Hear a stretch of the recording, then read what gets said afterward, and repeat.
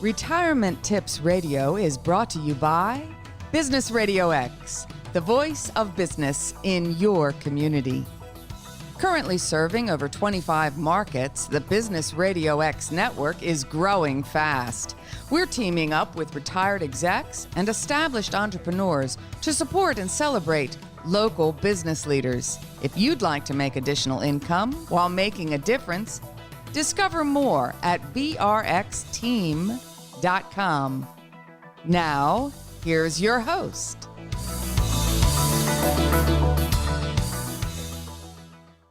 Lee Cantor here, another episode of Retirement Tips Radio, and this is going to be a good one. Today we have with us Joe Gilani with LG Fairmont Real Estate. Welcome, Joe. Hey, Lee, how are you? I am doing great. Before we get too far into things, tell us about LG Fairmont. How are you serving folks? Yeah, absolutely. So we are a New York City real estate brokerage located in downtown Manhattan, and we're helping buyers and sellers at this point in time. Throughout the pandemic, throughout the entire year, throughout the last 10 years, we've been doing this. So it's been a fun ride. So now this show's about retirement. Why would buying a home be kind of a good investment for someone getting ready to retire? That seems kind of counterintuitive. Yeah, good point. Well, two words. It's residual income, and it's more for the person who is in the mindset of retirement, but has perhaps some capital that they don't want sitting around in the bank too long, and they want to invest in a home. That would be a really good investment to actually continue to accrue your money over the next 20 years and still be able to retire with a peace of mind. And then, so you're getting an asset, and then maybe you can rent it out, or is this for your own kind of home, or is this for like rental? No, this is an property? investment. So it would be somebody that you'd buy a property, rent it out, or flip it, depending on how what your ambition is. But definitely opportunity for you to gain some extra income and also recurring residual income as well while you're retired. So now for that kind of novice landlord, what are some of the things they should know about if they're considering doing this as an investment? Yeah, absolutely. I mean, again, considering that the audience here are people who are in the midst of retiring or they're already retired, if they're not looking for something labor intensive, then the idea would really to have sort of like a system ready with a management firm on hand so they can help them manage the tenants. So it definitely requires a little bit of management, but once you get your systems up and running, you get an opportunity to get recurring income coming in while you're at home, or if you're on vacation. Those extra checks really do help. And of course, you could take that and put that into an IRA or whatever it is that you have as an investment to help you long term. But there's a really good opportunity there. Because creating multiple revenue streams is never a bad idea, right? Like that's something that wealthy people know. They want to have money coming in from a variety of places. Correct. And I think we could agree on that. Retiring is not about, not gaining income. Retirement is about being able to do less work and still having that income coming in. Some people have different opinions about that, but you're really, with the former, you're really set up where you could continue to gain income even if you're retired. It's a really good setup. So now educate the audience in terms of, say I want it to be totally hands off. So I'm going to go and invest in a property in a part of town that I think is, a good part of town to have a property, but I want a management firm to run everything soup to nuts. So I'll buy it and then I'll hire them. What does that look like? How does that work? Yeah, absolutely. And there's many firms that are out there that do help with this. But if you're really looking to be hands off and you're in a position where you have some money sitting in the bank and, you want an opportunity to gain some extra income over the next maybe 5-10 years, I would say the best way to do it is to partner up with a management firm where they charge you about sometimes $200 to $300 a month, depending on the location. It could be anywhere in the States, but it's a very minimal fee for them to manage the tenants that are there. And of course, you want to be able to partner up with somebody who is actively looking out for deals. And essentially what you're doing is giving them capital to be able to take your money and then make the most of it and get you some more money long term. So it becomes a little bit of a project, but again, it's mostly just the beginning work that it's the most work for you, where you have to find the right partner and find the right management company. So once you do that, you're in a position where you're getting checks in every month because people are paying on time and they've been, qualified tenants that are going to pay. And these are things that, most investors look at anyway. But if you're retired, it's just an opportunity to, instead of putting your money into, let's just say, sometimes the stock market or into, maybe a savings account, you could put it to work, and that's something that some people overlook.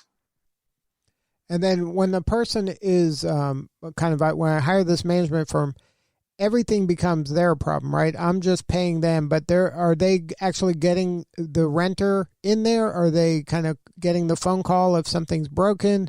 I might have to write checks, but they're the ones that are kind of interacting with the client. Exactly. Yeah. So you really are building up a system so that you are hands off. You're not involved. You're the owner on the deed, and you are obviously the funder. So you're funding the deal, but you're still hiring the management company to fill in to constantly fill in the the rentals that are available, and then also to constantly, if there's issues, maybe plumbing or electric, they have their partners that they could send out a plumber, or any other issues the tenants may have. So you're not involved in that day-to-day activity.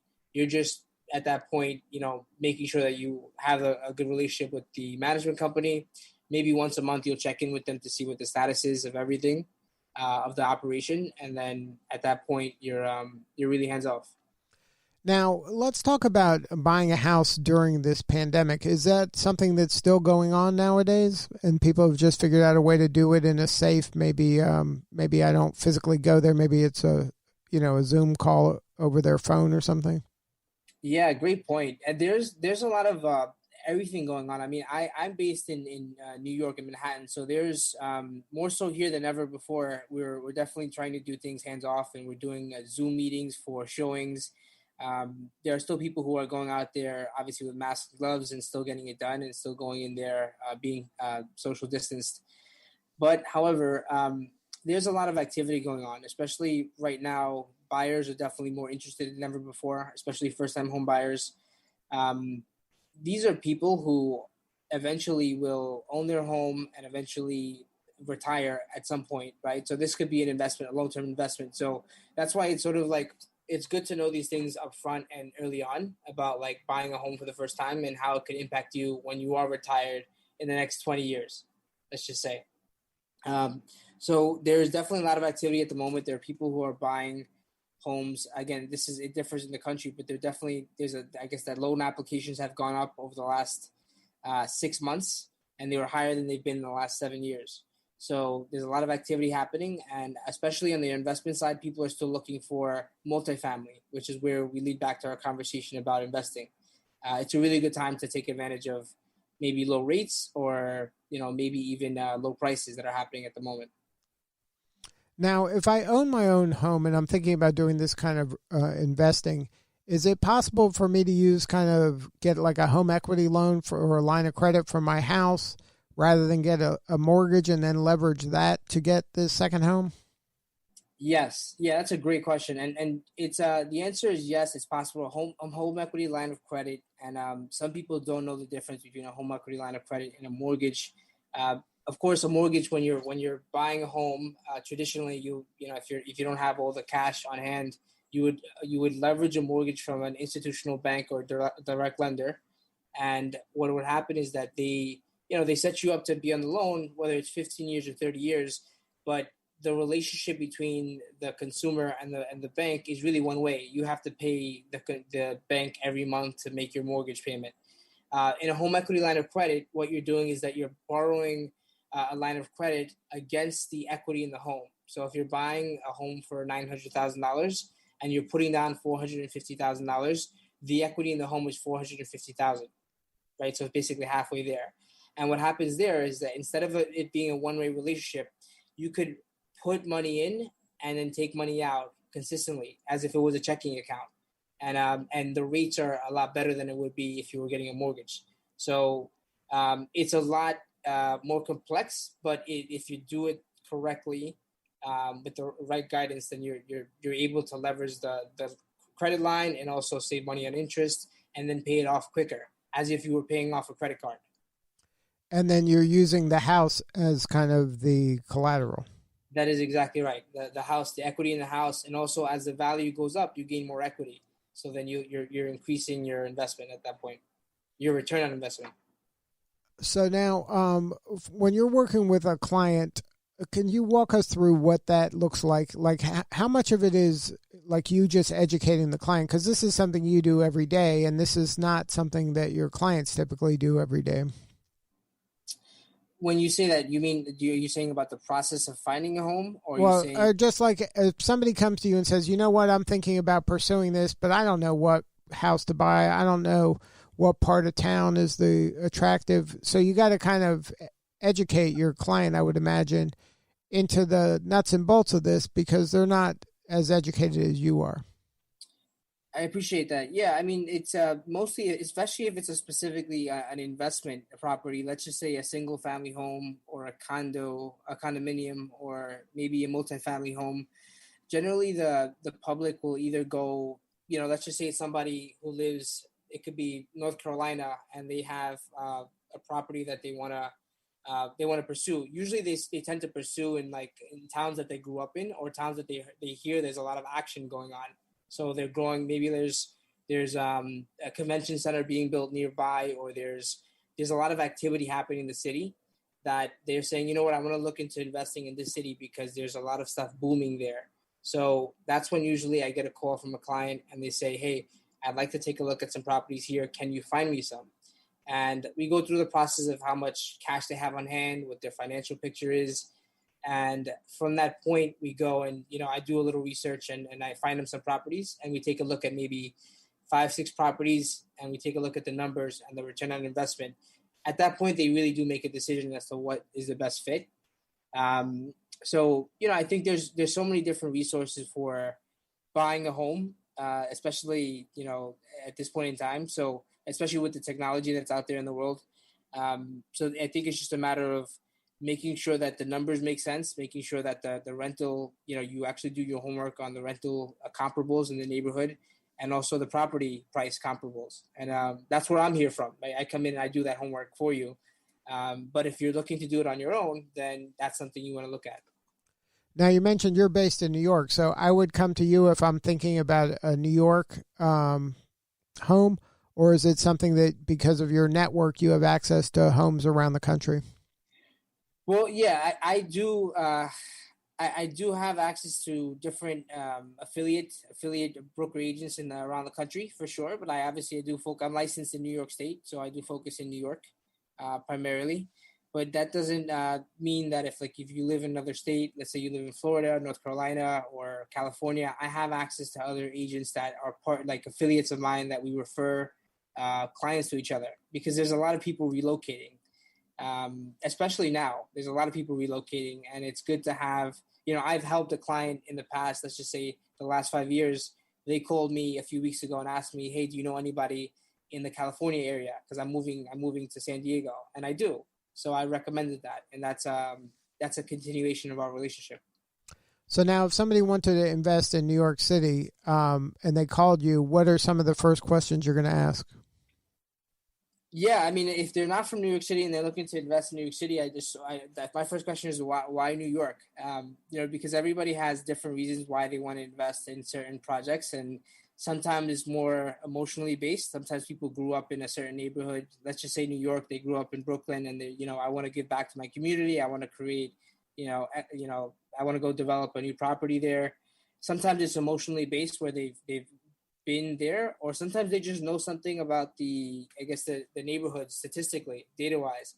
They probably understand that there's been an increase in rents over the past 5 years that's significant amount to project the next 5 years as well, and say, I want to put my money into that and know that I'm going to get a return on investment in the next 5 years.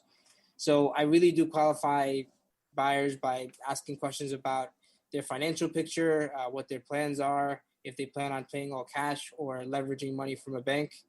A lot of it is just financial based, just understand their picture and what their goals are.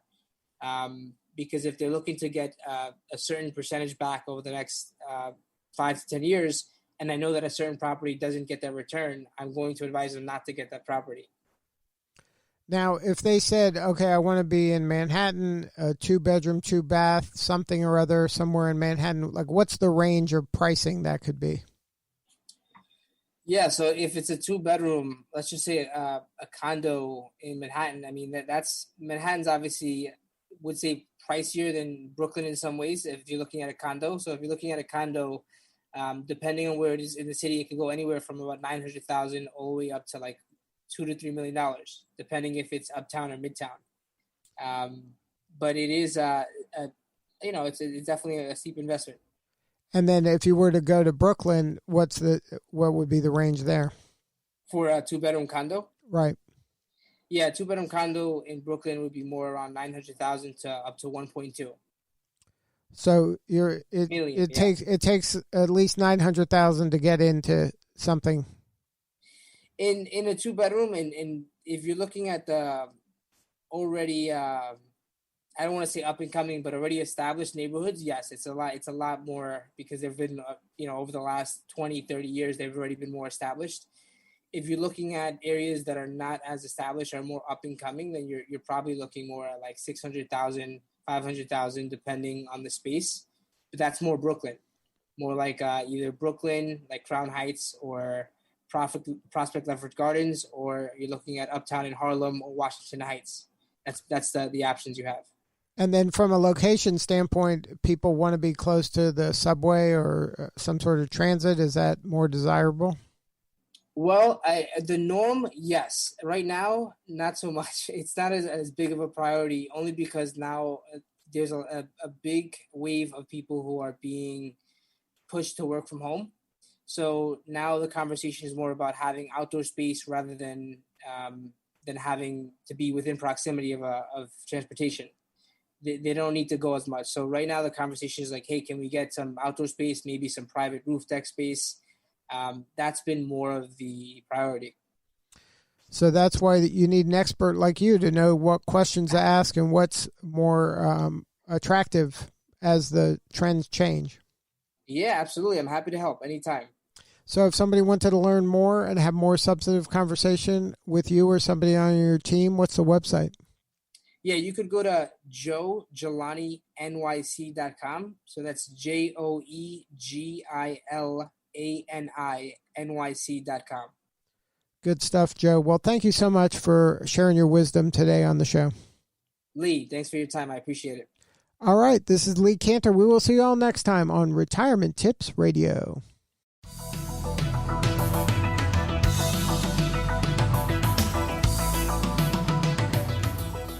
Retirement Tips Radio is brought to you by Business RadioX, the voice of business in your community. Currently serving over 25 markets, the Business RadioX network is growing fast.